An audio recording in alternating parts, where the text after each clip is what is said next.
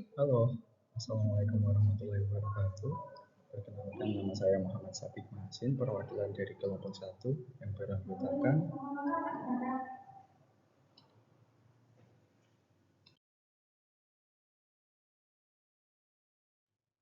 pertama Puput Yosi, yang kedua Citra Putri, yang ketiga Dwi Irianti, yang keempat Iqmal Ari, yang kelima Asti Fatimah, dan saya sendiri Muhammad Sabik Masin. Di sini kelompok 1 akan menjelaskan tentang diskusi kami kemarin yang berjudul chapter 5 tentang values, alteration, and degradation of the natural.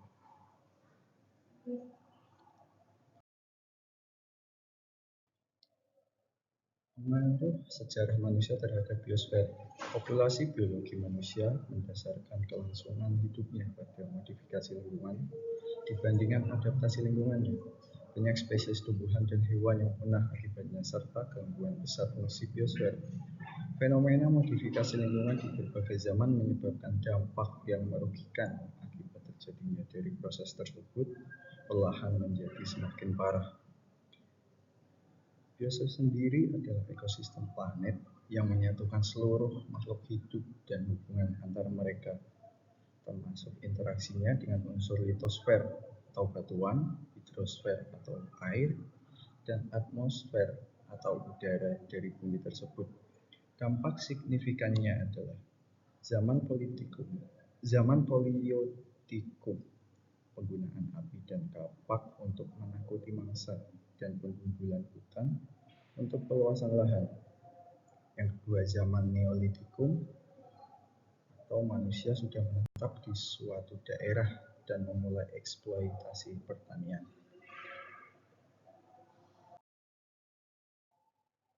Ekosistem darat tersebut dibagi atas dasar jenis vegetasi, yaitu hutan, padang rumput, gurun, dan tundra. Tipe distribusi ekosistem darat secara determinatif bergantung pada suhu rata-rata dan curah hujan rata-rata. Dan yang berikutnya, ekosistem hutan. Pembangunan hutan secara regional dalam wilayah geografis berbeda garis bentangnya seperti berikut. Hutan beriklim di belahan utara disebut juga taiga, terdiri dari pohon jenis kanifera yaitu genus Pinus, Pygea, dan Abies. Dalam zona hutan ini, seperempat biomasa dan setengah dari karbon biosfer merupakan penyimpan besar untuk kelebihan CO2 akibat aktivitas manusia. Yang kedua, hutan beriklim sedang yang umumnya tumbuh di daerah dengan minimum suhu tidak di bawah 12 derajat Celcius dan curah hujan tahunan. Pohon gugur mendominasi dan memberikan pengaruh besar terhadap pertumbuhan karakter hutan beriklim sedang. Dan yang terakhir, hutan tropis yang sering berkembang di zona ekuatorial, daerah dengan suhu dan curah hujan yang tinggi. Hujan tropis dicirikan oleh keanekaragaman yang luar biasa besar dari tumbuhan dan pohonan.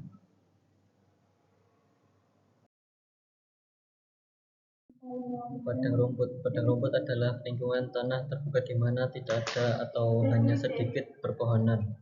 Curah hujan rata-rata di padang rumput berkisar antara 250 sampai 600 mm, berada di antara nilai-nilai hutan dan gurun.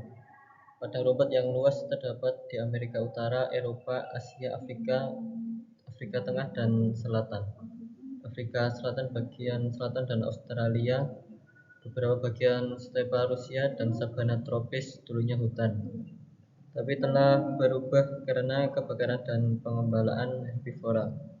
Padang rumput mendukung keragaman mamalia dan burung seperti bison, kijang, kuda liar, zebra, badak, singa, dan burung unta.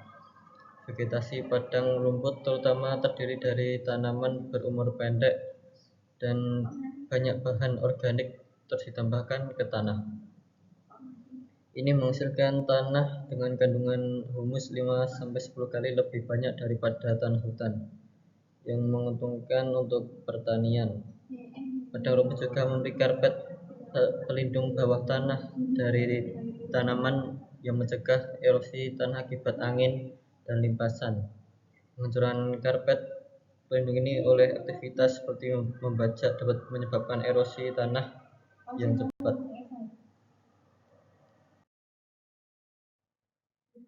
Tundra di wilayah yang suhu rata-rata tahunannya di bawah -5 derajat Celcius, tanahnya mencair di musim panas pada kedalaman kurang dari 1 meter. Produktivitas tundra tidak terlalu rendah karena kebanyakan dari spesies telah mengembangkan adaptasi luar biasa untuk bertahan hidup dalam cuaca dingin dan mendapatkan manfaat dari suhu yang lebih tinggi dalam jangka waktu singkat. Sebagai jenis burung migran bersarang di musim panas dan memakan serangga serta invertebrata air tawar.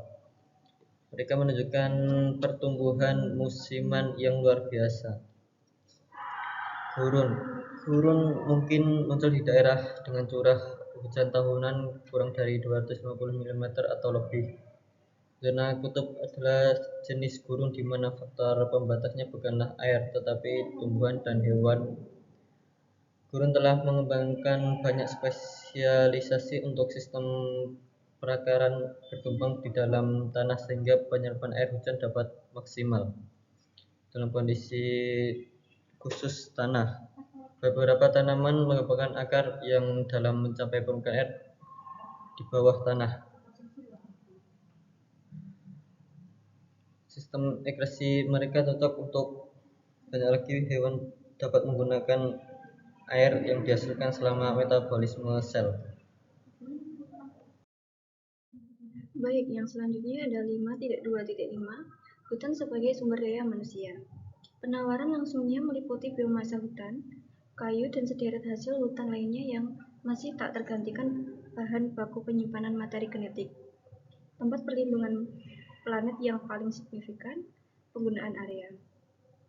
Penawaran tidak langsung dari hutan mungkin bahkan lebih penting untuk pria dan termasuk perlindungan bak drainase, pengaturan dan stabilitas siklus air, stabilitas iklim global, pengaturan iklim lokal melalui peningkatan evapotranspirasi (TION), pengaturan sirkulasi nutrisi dalam ekosistem, pengaturan kualitas air dan udara atmosfer. Perusakan hutan memiliki konsekuensi lokal dan lebih umum. Yang selanjutnya ada 5.2.5.1 deforestasi. Hancurnya ekosistem hutan dengan hutan tropis sebagai ujung tombak merupakan salah satu masalah lingkungan kontemporer yang utama. Fenomena tersebut lebih akut saat ini tetapi bukan hal baru. Mengingat deforestasi dimulai pada tahun era Paleolitik dan terus berlanjut. Sepanjang sejarah manusia hutan, pembukuan lahan untuk menciptakan lahan pertanian padang rumput telah memainkan peran paling signifikan. Baik, yang selanjutnya 5.2.6 vegetasi alami di lingkungan Mediterania. 5.2.6.1 hutan. Di daerah dataran rendah dengan lebih banyak kelembapan dan suhu musim dingin yang lebih rendah, padang rumput hutan gugur campuran berkembang yang terutama mencakup berbagai spesies dari pohon eks. Mereka dibedakan menjadi konifer hutan, pinus yang sebagian besar meliputi Pinus nigra dan spesies Mara, dan menjadi hutan gugur yang mencakup pohon beech di dataran tinggi dan berbagai spesies dari pohon ek atau pohon lain di tempat yang lebih rendah selama abad yang lalu. Tutupan hutan di banyak negara Eropa telah meningkat, misalnya di Yunani. Ia menunjukkan jalur menaik pada tahun-tahun terakhir di dekade.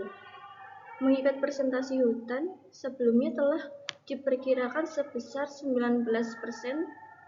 Terlepas dari keandalan estimasi lama yang terbatas, komparison mengungkapkan bahwa perusakan hutan akibat kebakaran, pengembalan berlebihan, dan lain-lain.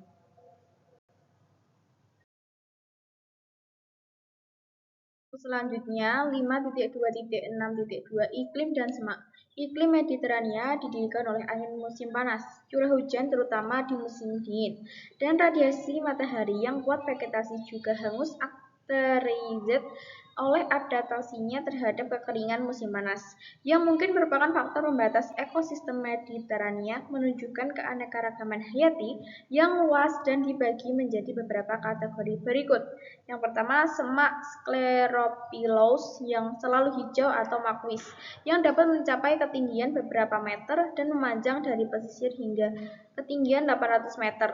Mereka termasuk Kermes oaks, Lentix, Holm oaks, pohon stroberi, cara pohon, pohon zaitun liar, juniper, aras, pohon salam, sapu Spanyol, dan lain-lain. Yang kedua, semak rendah dengan dahan berduri dan daun kecil Frigana yang tumbuh di daerah terkering maupun di tanah yang terdegradasi. Mereka termasuk Timi, Sege Yerusalem, mawar batu, dan lain-lain. Di antara Frigana, kami menemukan banyak tanaman aromatik serta tanaman berumbi seperti asphodel.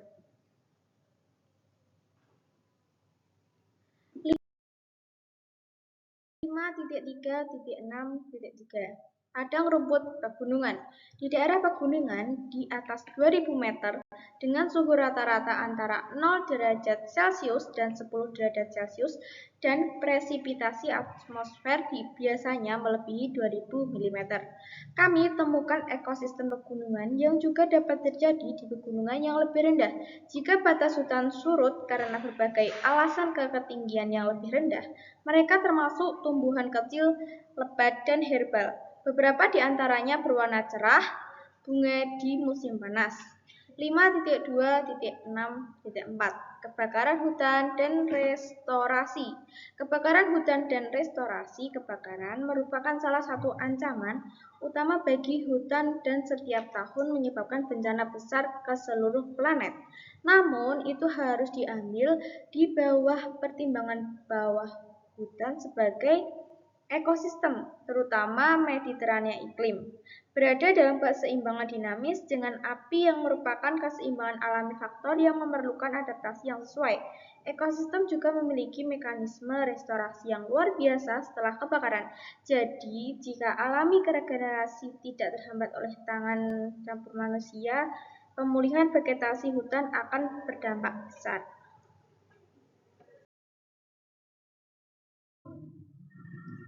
Selanjutnya ada erosi dan penggurunan. Hal ini terjadi karena sumber sungai Nil sebagian besar berada di wilayah yang tidak dapat diakses dan belum mendapat intervensi manusia yang kuat hingga saat ini. Dalam hal ini, tidak hanya penggembalaan yang berlebihan, namun penggembalaan yang terbatas pun dapat menimbulkan konsekuensi yang sangat buruk. Selanjutnya, transformasi menjadi laterit. Laterit terdapat di seluruh wilayah tropis dan dicirikan oleh kandungan besi dan aluminium yang tinggi, sejumlah silikon kecil silikon, dan reaksi asam. Banyak jenis batuan yang dapat diubah menjadi laterit setelah terurai akibat pengaruh pencucian terus-menerus oleh hujan yang dikombinasikan dengan suhu tinggi akibat radiasi matahari yang intens. Hutan tropis juga dapat tumbuh di tanah yang tidak subur, di mana pertumbuhan kehidupan yang disebabkan oleh daur ulang garam-garam nutrisi yang cepat dan hampir sempurna, berkat suhu yang tinggi serta banyaknya cahaya dan air.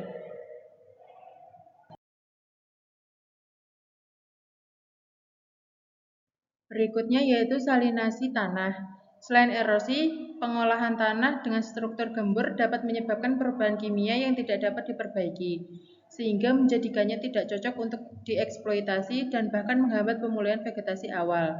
Dalam beberapa kasus irigasi dengan mencuci tanah, menyebabkan perubahan struktur yang tidak dapat diubah lagi, sehingga menjadikannya masalah menjadi lebih serius. Ekosistem pertanian. Beberapa budidaya pertanian ekstensif membentuk ekosistem yang cukup mempertahankan kealamian. Kebun zaitun, kebun anggur, pertanian biji-bijian, dan lain-lain adalah contohnya. Ketika aliran masuk bahan kimia, terutama pestisida, tidak digunakan dalam jumlah besar. Dalam kasus seperti itu, populasi alami yang sangat besar dan beragam dari flora dan fauna, misal burung hidup di lingkungan antropogenik, ini digunakan untuk mencari makan, bersarang, berkembang biak, dan lain-lain. Banyak bentangan tanah yang luas untuk pemanfaatan kegiatan peternakan sebagai padang rumput merupakan ekosistem alami. seperti halnya banyak hutan yang sedang dieksploitasi. Perbedaan antara alami dan lingkungan antropogenik di kawasan pertanian seringkali tidak jelas.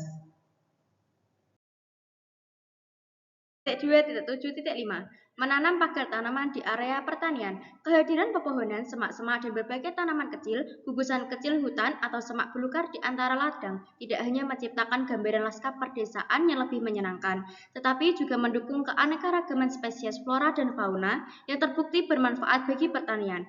Antara lain banyak burung dan berbagai spesies lainnya yang mengendalikan beberapa populasi serangga dan parasit yang mengganggu budidaya, bersarang dan mencari perlindungan. Yang terakhir adalah kesimpulan. Pengaruh sejarah manusia terhadap biosfer populasi manusia telah membawa perubahan signifikan pada lanskap alam melalui aktivitasnya.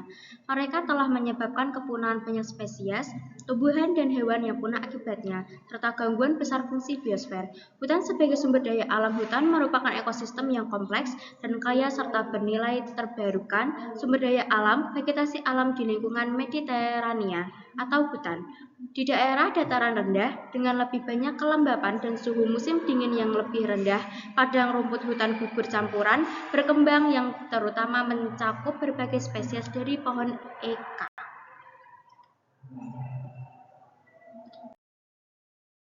Sekian dari kelompok kami, yaitu kelompok 1. Terima kasih. Wassalamualaikum warahmatullahi wabarakatuh.